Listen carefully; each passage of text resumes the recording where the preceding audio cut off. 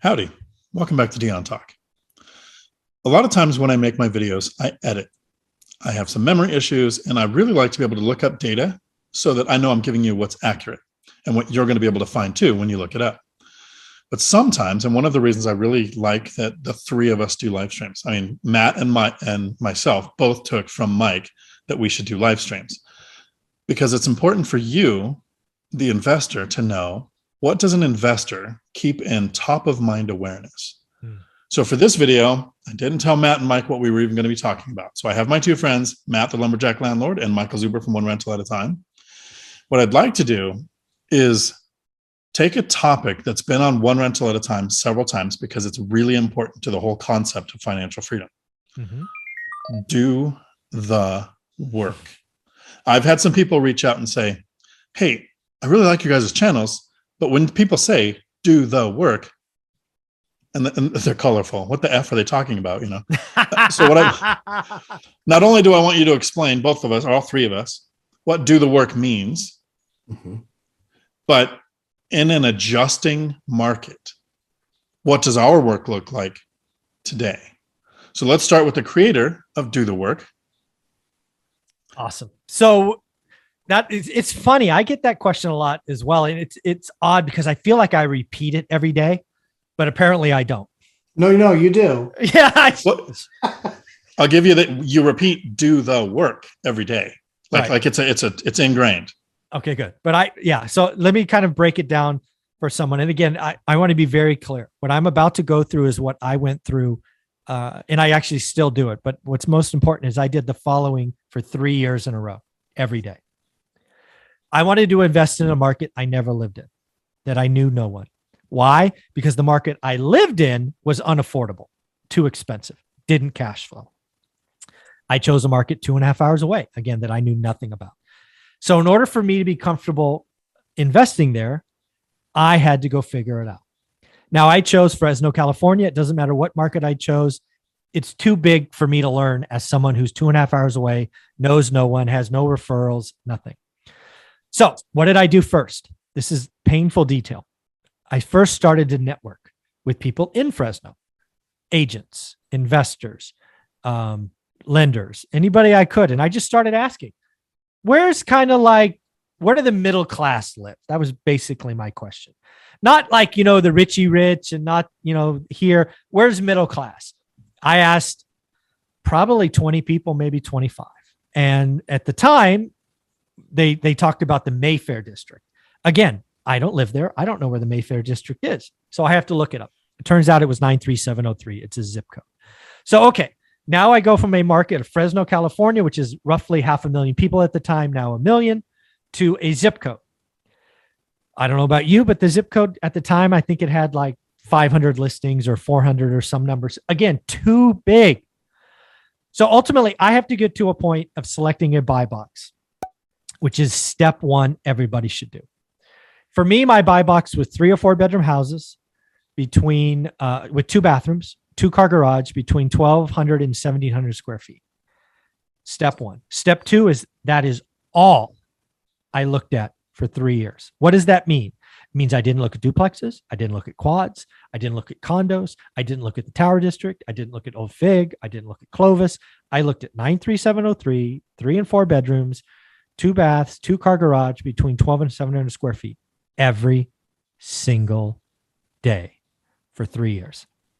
What does that give me the power to do? Well, in the beginning, nothing. At day 90, day 100, day 150, I knew that buy box better than 99% of the agents in the market. What does that give me the power to do? It gives me the ability to go to Olivia, my wife, and say, honey, the average yield in this market at that time is 8%.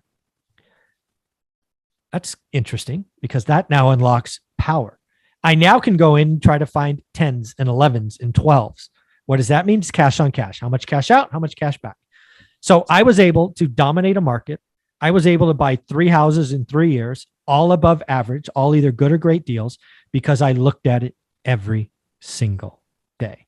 Now, on top of doing that, you're supposed to meet 2 new people a week, right? You're supposed to grow your network. You're supposed to cross-check. You're supposed to just all these other things.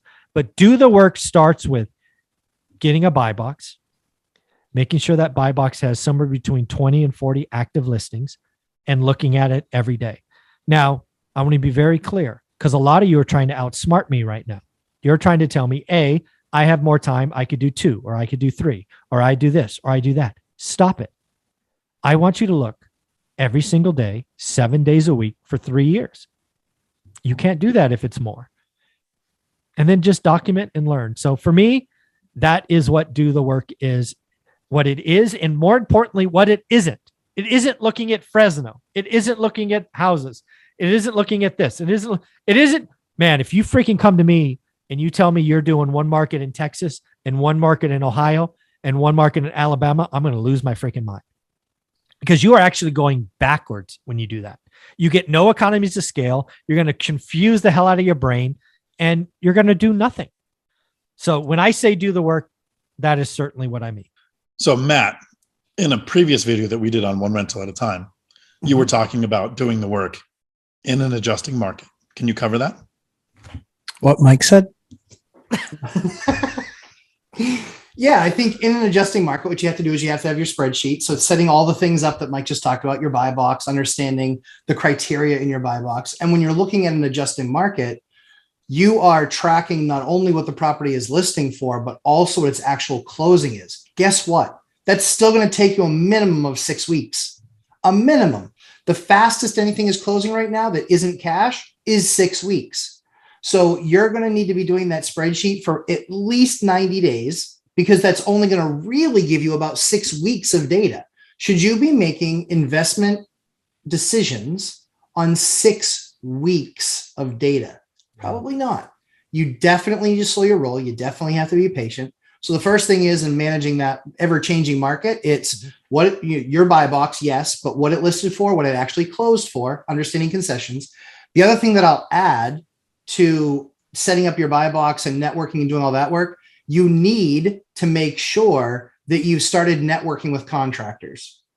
When you go through your home inspection, you will find maybe it needs a roof, maybe it needs a hot water heater, maybe it needs this, maybe it needs that. Do not take the inspector's word for it on how much something should cost. Do you know why? It's because they've never actually replaced that. If they weren't a plumber in a past life, they didn't replace water heaters or heating systems. If they weren't a roofer in a past life, they haven't replaced a roof except for maybe the one on their house. They don't have an expert opinion on what something costs. And I can assure you, they have no idea how much a square of shingles costs, how much a roll of ice and water shield costs, or how much a new piece of plywood costs. Mm-hmm. By the way, $54.96 for a 4x8 sheet of CDX, FYI. So when you look at all of those pieces, creating your buy box, doing the work like Mike says, you need to be networking and also talking to contractors because it is likely that when you do your inspection, you will have a list of things that the person has flagged. And if it says replace or life of less than 5 years, again, that's them guessing. That's not an expert opinion. If it says that, you should at least have a conversation with that type of a contractor so you understand what the actual costs are. Yeah. The one thing I want to say about Dion about adjusting market is when you're doing the work, I have a hint for you. It's not an opinion. Yeah. You're not going to say, I feel like the market is changing. Right. You're going to be able to look at your spreadsheet and go, holy shit, there is 5 more listings. And when you say 5 more listings in your buy box, that's like 10 or 20%. When you say, oh my God, 2 came back on the market, that's different. Oh, by the way, they're not selling for 10% over anymore. They're going for less than asking. Mm-hmm. Mm-hmm. When you do the work, it is not an opinion. It is not a feeling. It is fact-based information. And then the last thing I want to say is I want to read something that was a note that you guys would have seen in the One Rental at a Time community. This is from Indy. I am so grateful to be in this group where it is okay to be patient and write only great deals. I have heard over and over again to get out and make offers. That's a lot of pressure trying to get my first deal without fully knowing my market. I'm feeling more confident now that I'm really learning my market and I actually know when I have a great deal. This is not feelings. This is not pressure. I'm here to tell you, it's going to take the best and the best of you 90 days. For lots of you, it's 120, 150 days because it's hard. Now the market is changing. This is the time to do the work. Don't guess. Don't be pressured into anything. If you are finding a guru or someone online that is saying, get out and write offers, go to someone else. You are making the largest financial commitment that you probably will ever make. Make sure it is a great deal. I'm telling my students and telling anybody listening to this, if you're doing the work, you are only writing great offers today. The market's coming to us. You only need to do one. Make it a great one. A couple of quick things here as we land the plane. Doing the work is taking a set amount of time, at least 60 to 90 days, maybe more in your market, to learn what average is so that you can recognize great. 6 months later, average might be different. Yes. So you do the work every day so you can recognize great. When we talk about things like house hacking or doing the work, there's a part of us that is lazy. And we think, I don't want to house hack forever. I don't want to do the work forever. So it's not forever, it's for now. Matt, you house hacked for several years. And then when you finally purchased a house, you said, okay, but the house must cost what we can rent the last unit out of for that we moved out of. Yeah. I'm currently house hacking. Someday I'm going to stop house hacking and I'm going to stop investing. But not today. When that happens, I won't have to worry about house hacking. I won't have to worry about doing the work every day.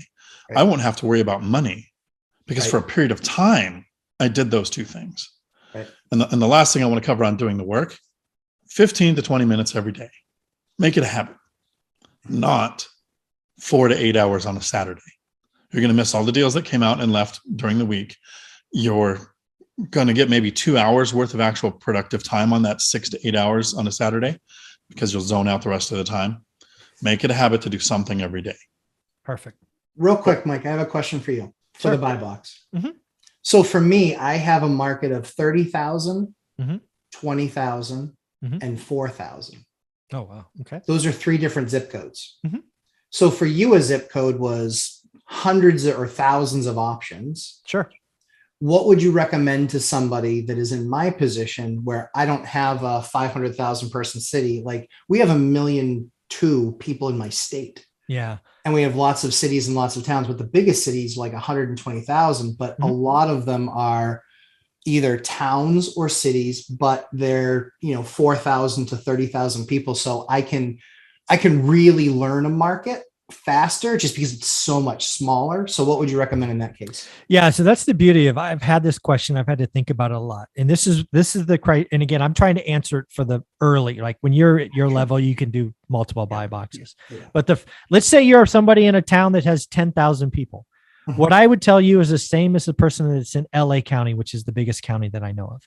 Your job is to set a buy box, that upfront criteria that has somewhere between 20 and 40 active listings.